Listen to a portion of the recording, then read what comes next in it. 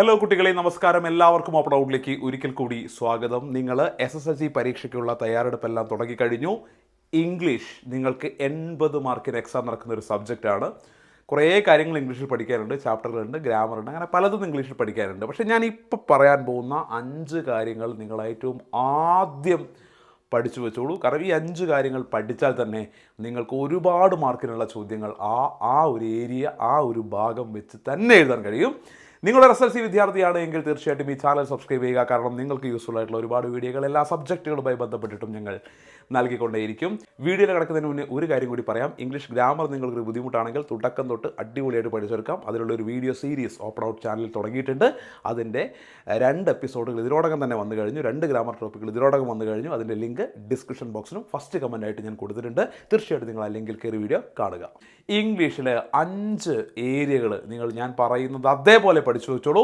നിങ്ങൾക്കത് നല്ല ഉപകാരമുണ്ടാവും. അതിലൊന്ന്, adventures in A banian tree എന്ന ചാപ്റ്ററിലെ കോബ്രയും മംഗൂസും തമ്മിലുള്ള ഫൈറ്റ് സീൻ നിർബന്ധമായിട്ടും നിങ്ങൾ പഠിച്ചു വെക്കുക. കോബ്ര മംഗൂസ് ഫൈറ്റ് സീൻ നിർബന്ധമായിട്ടും നിങ്ങൾ പഠിച്ചു വെക്കുക. കാരണം ആ ഭാഗം കേന്ദ്രീകരിച്ച് ആ ഭാഗത്തിൽ നിന്നും ആ ഭാഗം ഉൾപ്പെടുത്തിക്കൊണ്ട് എന്തായാലും ചില ഉത്തരങ്ങൾ നിങ്ങൾക്ക് എഴുതാനുണ്ടാവും. ഈ 2 പരീക്ഷയിലും ഉറപ്പിച്ചോളൂ. കോബ്ര മംഗൂസ് ഫൈറ്റ് സീൻ പഠിച്ചു വെച്ചോളൂ. ഷുവറായിട്ടും ഒരു ലെറ്ററായിട്ടോ ഡയറി ആയിട്ടോ ഈവൻ കോൺവേഴ്സേഷനായിട്ടോ ഇനി അതുമല്ലെങ്കിൽ നറേഷനായിട്ടോ ഏതെങ്കിലും ഒരു രൂപത്തിൽ കോബ്ര മംഗൂസ് ഫൈറ്റ് സീൻ നിങ്ങൾക്ക് വന്നിരിക്കും. 2, പ്രൊജക്ട് ടൈഗർ എന്ന ചാപ്റ്ററിലെ ടൈഗറിനെ വെച്ചിട്ടുള്ള ഷൂട്ടിംഗ് സീൻ അത് കൃത്യമായിട്ട് പഠിച്ചു വെച്ച് പോവുക. കാരണം അത് ഉൾപ്പെടുന്ന ആ ഭാഗം ഉൾപ്പെടുത്തിക്കൊണ്ട് ഉത്തരം എഴുതേണ്ട ചോദ്യങ്ങൾ കൺഫേം ആണ്. അതും ഇതേപോലെ ഡയറിയോ ലെറ്ററോ നറേഷനോ റൈറ്റപ്പോ എന്തുമാവാം, ആ ഭാഗം പഠിച്ചു വെക്കുക. ദ ബെസ്റ്റ് ഇൻവെസ്റ്റ്മെൻ്റ് ആയി എവർ മേഡ് എന്ന ചാപ്റ്ററിലെ ജോണിൻ്റെ സൂയിസൈഡുമായി ബന്ധപ്പെട്ട ആ ഭാഗം, ജോൺ സൂയിസൈഡ് ചെയ്യാൻ ശ്രമിക്കുന്നതും എന്തിനവൻ സൂയിസൈഡ് ചെയ്യാൻ ശ്രമിച്ചു, അതിൽ നിന്ന് അവൻ എങ്ങനെ രക്ഷപ്പെട്ടു, ആ ഭാഗം നിങ്ങൾ കൃത്യമായി നോക്കി വെക്കുക. ആ ഭാഗവും ഉറപ്പായിട്ടും പരീക്ഷയിൽ നിങ്ങൾക്ക് എഴുതാനുള്ള ഒരു ഏരിയയാണ്. ആ കണ്ടൻറ്റ് നന്നായിട്ട് പഠിച്ചു വെക്കുക. വാങ്ക എന്ന് പറയുന്ന ചാപ്റ്ററിലെ വാങ്ക നേരിടേണ്ടി വന്ന ബുദ്ധിമുട്ടുകളുണ്ട്. ഹല്യാഗിൻ്റെ വീട്ടിൽ അവൻ എന്തൊക്കെ പ്രശ്നങ്ങൾ നേരിട്ടു എന്നൊരു പാരഗ്രാഫിൽ കൊടുക്കുന്നുണ്ട്. അവനെ കൊണ്ട് അവൻ ഉറങ്ങാൻ കഴിയുന്നില്ല, ഭക്ഷണം കിട്ടുന്നില്ല, അടി കിട്ടുന്നു, അങ്ങനെ കുറേ സാധനങ്ങൾ അതിൽ കൊടുത്തിട്ടുണ്ട്. ആ ഭാഗങ്ങളൊന്നും നോക്കി വെച്ചോളൂ. അത് തീർച്ചയായിട്ടും നിങ്ങൾ എഴുതുന്ന പല ഉത്തരങ്ങളിലേക്ക് നിങ്ങൾക്ക് ഉപയോഗിക്കേണ്ടി വരും.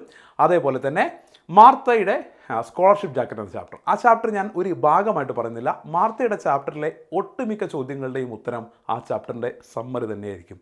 ആ ചാപ്റ്ററിൽ നിങ്ങൾ ആ സമ്മറി പഠിച്ചു വെച്ചാൽ ആ ചാപ്റ്ററിൽ നിന്ന് എന്ത് ചോദ്യത്തിൻ്റെയും ഉത്തരമായിട്ട് ആ ചാപ്റ്ററിൽ നടന്ന ഓരോ സംഭവവും, ആദ്യം മാർത്ത ടീച്ചേഴ്സ് തമ്മിലുള്ള കോൺവെർസേഷൻ കേൾക്കുന്നു, പ്രിൻസിപ്പാളിൻ്റെ അടുത്ത് പോകുന്നു, ഗ്രാൻഡ് ഫാദറിൻ്റെ അടുത്ത് പോകുന്നു, തിരിച്ച് പ്രിൻസിപ്പാളിൻ്റെ അടുത്ത് വരുന്നു.